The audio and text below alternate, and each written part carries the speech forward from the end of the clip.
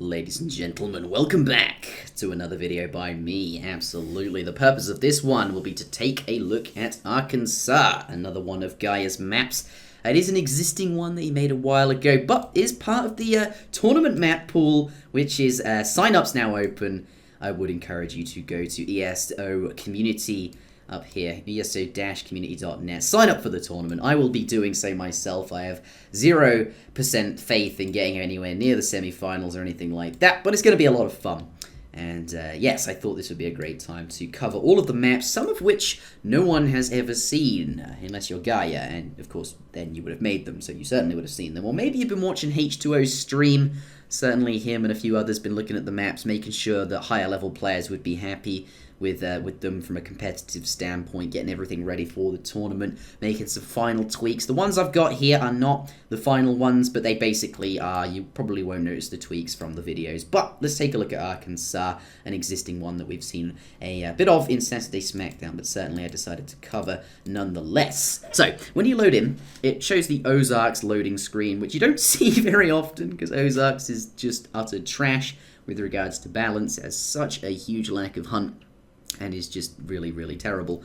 I don't know. I like Ozarks. I really do, actually. I do like Ozarks, but I just can't play on it from a competitive standpoint, or at least you can't play any like British or something like that. Anyway, let's talk about this. So you get that when you load in, but it looks more aesthetically similar to New England. Certainly these New England trees here and the tile set for the floor, though you do start with the turkeys. So perhaps a hybrid of Ozarks and New England from a very fundamental basic level. But to be fair, it is just another, I'd say one of the most standard maps Garja has made. It's, you know, one of those maps that you start with these muskrat treasures, you get a guaranteed coin treasure, and another one which can be food, it can be coin, it can be wood, it can be any resource at all. These, you know, basic level 1 treasures here, and you have a guaranteed trading post that you can build with good hunt. It may basically mean, and you have berries as well. It basically means it accommodates every single strategy. Every single civilization is going to be happy on this map for the most part. So just a good standard map that is just aesthetically very pleasing. And let's just take a look around. We've got the guaranteed trading route that runs down the bottom of the maps. You saw a couple treasures there. Let's go up here, and lo and behold,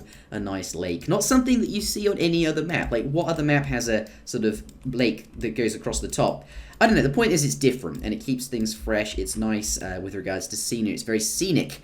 And actually, I just want to just stress what a good job Garja does with regards to making things aesthetically pleasing, but also, you know, geographically accurate. Like, look at that. Is that not New England style tree-esque? And you even have, like, you know, sort of, yeah, that river going down. You can see, like, it is geographically accurate. Garja, you know, making sure that that is the case for his maps. And it has an interesting dynamic. It's not just, you know, some random map idea that he came up with. Like, it has an interesting dynamic in the sense you have a resource-rich region above the lake here. It's not as resource-rich as, you know, like, this dynamic isn't as pronounced as, say, in some of his other maps.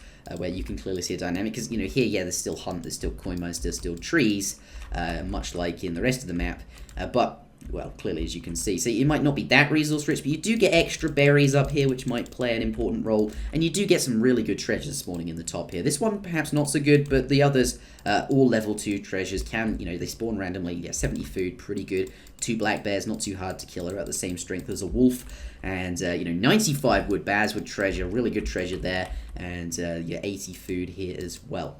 So, that's cool. And then the rest of the map, the treasures aren't so good, I suppose. 135 XP, 3 black bears.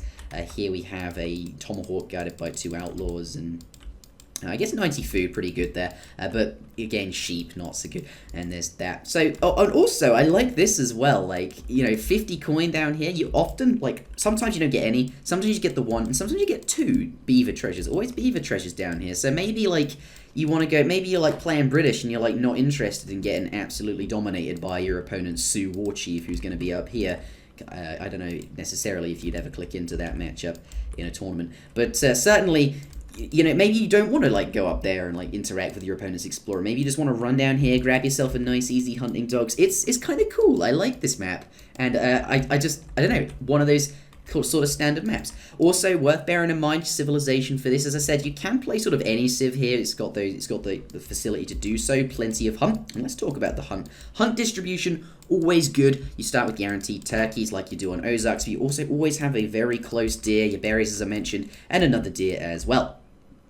And of course the same for both players, as you can see. And then the rest of the hunts really sort of don't matter that much. I mean, in the ideal world, yes, there'd be mirrored, as I've mentioned before in the previous videos, like in StarCraft. But Age of Empires 3, as I've mentioned before, lo and behold, it's a game about map control. And you'll see the map once you've scouted it. You'll play to the map. And ultimately, wherever these are, it doesn't really matter. The ones in the middle could spawn absolutely anywhere, and games will mostly, for the most part, pan out in exactly the same way. Fighting will revolve around the various hunts as they start to get eaten up by various players and things like that. But yes, you have access to hunt. You can pretty much play any civ. But bear in mind, there is a short rush distance, was the point I was getting to. So maybe, perhaps more aggressive civs that have access to collecting treasures quite nicely would be, since there are pretty good treasures up in the top here, would do well on this map. But again, as I mentioned, any civ can't really be played here. The final thing to mention really is I guess just the natives. I mean, what else is there to say about this? It's certainly just a really nice, aesthetically pleasing, geographically accurate map with a cool dynamic. It's just another standard map that we now have in our map pool, which is just nice to see growing. I'm so happy Garja has spent the time to do that. To make maps that are consistently good at being balanced when spawning. I don't know. What else can I say? Let's get into the trading post. Let's start with the Cherokee, perhaps the most interesting one here. We'll begin with their unique unit, the Cherokee Rifleman, which, oh no, this is the Cherokee Village. Cherokee Rifleman. Here we have another very similar unit to the Cree Tracker in the, I suppose, the previous video, but you might be watching these in any order. So basically, I'll just explain it again. It has high hit points, and, because it has much higher hit points, it sacrifices its attack damage, which is less. But this is not to the same extent as the Cherokee, it's the Cree Tracker, which has even less ranged attack and even higher hit points. Because it has that, these units usually sit at the back of your army, usually kite with them. It's basically a skirmisher, as we can see, ×2 versus heavy infantry, ×2 versus light cavalry, and a negative multiplier versus, hand attack cavalry. Definitely a skirmisher, especially since it's armed with a rifleman, it even says so. But yeah, these normally sit at the back, you kite with them, they don't usually take a lot of damage, you usually protect skirmishers with bunches of pikemen or dragoons to deter cavalry from coming near them. A unit that does not tank, or it usually takes damage, does not need as much hit points, and because it sacrifices its attack for hit points, it's inherently worse because it's not going to be good at actually killing things, which is the purpose of your skirmisher unit. And also all native units, as I've mentioned before, they just don't see very much play. They just cost too much because, well, they cost wood, and wood, as I've mentioned, is the slowest gathering resource, and it costs the most to upgrade in terms of gather rate.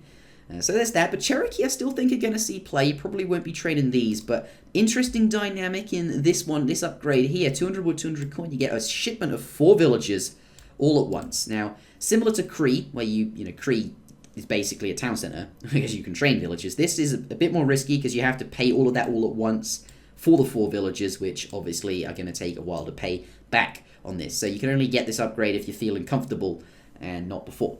Otherwise, you might need the resources to not die. So interesting dynamic, slightly different from Cree, still likely to see play. And let's take a look at their other upgrades. So here we have improves native warrior speed by 20% and costs this. Just unlikely to see play, just because you're not going to have native warriors, but maybe one day, maybe there'll be a map where you're highly incentivized to play with native, but there's nothing more to say. This is not good currently in the metagame. And then the final upgrade that is unique here is, of course, the Cherokee basket weaving, which literally removes the wood cost of improvements from your mill, plantation, and market and dock. Obviously, you don't have a dock on this map. For your market, I can't see it being good. I just can't, because most of the time you build a market and get hunting dogs as soon as the game begins, so you're never going to remove that wood cost. And then you usually get steel traps, say as France, just instantly as soon as you hit colonial. So, and then that only removes the wood cost and say placer mines and the other, amalgamation. So, and it's just removing 200 wood, spending 200 wood on the trading post and then paying the upgrade. I don't know. If you have a Cherokee site, then this upgrade's really good, I think. Especially when you start transitioning to mills and plantations. since, I mean, you still have to build them, and I guess it's kind of unlikely you'll ever get that far on this map since there's so many hunts and you even have berries for the late game. But removing the wood cost on mills and plantation, upgrades could be relevant, could make the Cherokee viable if you remember that it's, you know, sort of there. But imagine a map where you start with, like, there's no trade route, and you start with a native, you know, a village travois, and you know, Cherokee is an option. Cherokee at the very beginning of the game could be interesting there. I'd like to see a map that incentivizes villages, because they see, you know, very little play. And the remaining 2 upgrades for the Cherokee, let's load it back up, were just the standard upgrades that you get that every single village has in the various different ages. Now, let's take a look at the Seminole Bowman. This is an interesting one. Still don't think it'll see play, but it's actually not terrible. It costs mostly food and a tiny bit of wood, and it has really good stats. The stat configuration is excellent, and these things are absolutely monstrous in terms of their damage output. 16 range damage, very few hit points. But that's what you want, right? You protect them with pikemen. Maybe you see some Seminole Bowman, like, pikeman composition. Maybe there'll be a map where you start with, like, a native embassy, which is, of course, that building that allows you to train all of your native village units that you've collected, providing you still have access to, you still own that settlement, you've got a trading post on it, you can build them in this, you know, embassy. Maybe a map where you start with an embassy or a forward embassy, I don't know. These are good. I just think, like, just going natives just isn't, though. And that's the problem. But these have some really cool upgrades. I've always loved Seminole. Look at this. Grant Sharktooth Bowman, an additional 3x multiplier versus buildings. Like, they have 10 siege damage. They'll have 40. They're basically pikemen once you get this. But I just see it unlikely you'll ever have enough to make that viable. Unless there's, like, more than, maybe you have both the Seminoles, then maybe it's okay. Again, this one also not really that great. I mean, it's expensive and does upgrade crossbowmen as well as your Seminoles, but it's very expensive, as I mentioned, and just, I don't know if you're ever going to get to a point where you're like, I have enough crossbowmen, I'll upgrade them now, because they're just, you know, if you do have that many crossbowmen, you're probably doing it wrong. You probably should have aged up to Fortress Age by then. I don't know. Maybe as British, maybe you like got a whole bunch of longbowmen or something, could be cool. And then obviously the 2 standard upgrades there that you always get. Alright, so that is me done on Arkansas. Do leave a like if you enjoyed the video, I do appreciate that. And of course, there are plenty of other maps videos to watch as well. And we'll see you all again next time.